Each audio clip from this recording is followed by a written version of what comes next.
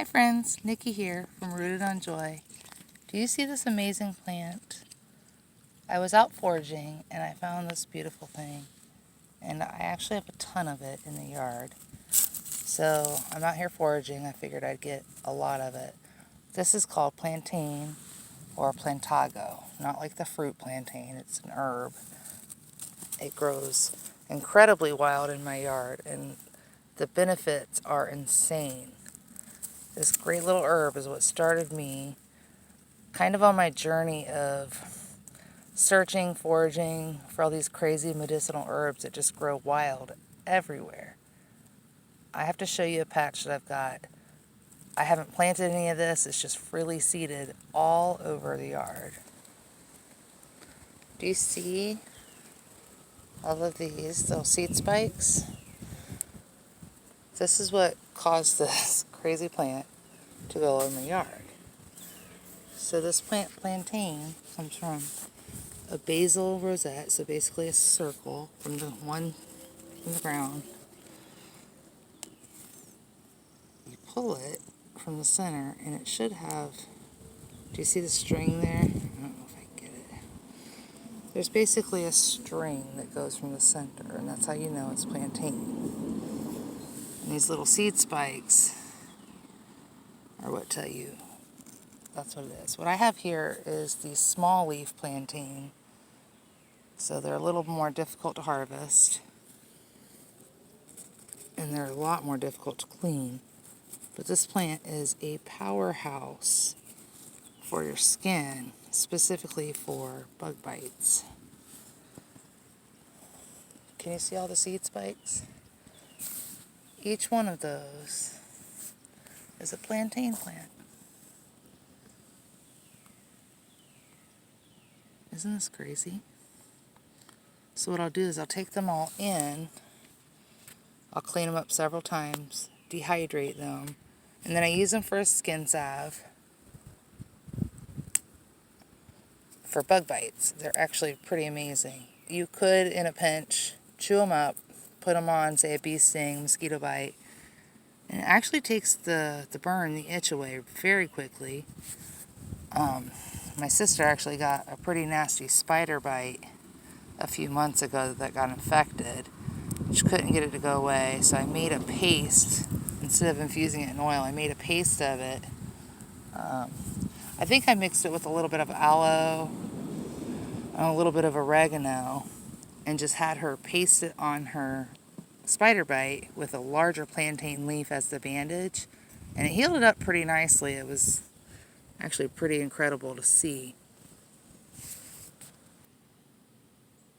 So I'm going to collect a bunch of this. I've already got quite a good amount in my little tea container here.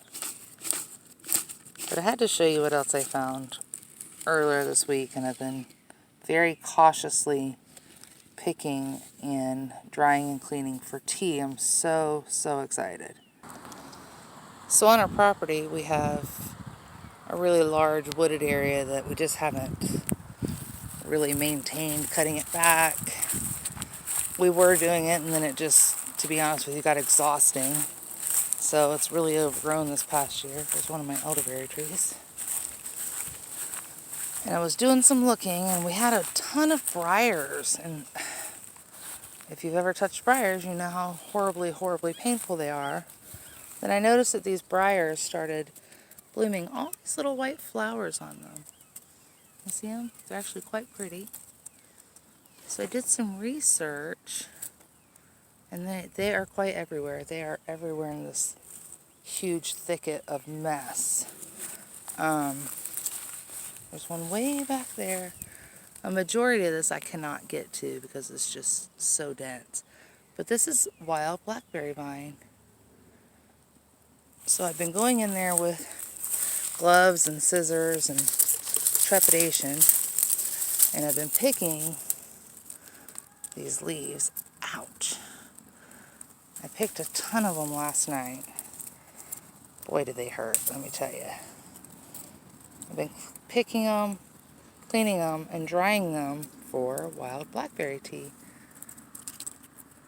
It's so exciting to me that I can come out in the yard and find something that is free for one, and wholesome. Like, it's just, I didn't plan it. I didn't do anything to plan for it. I did some research to make positive that, you know, it is what it looks like as far as the stem, the flower, the leaf.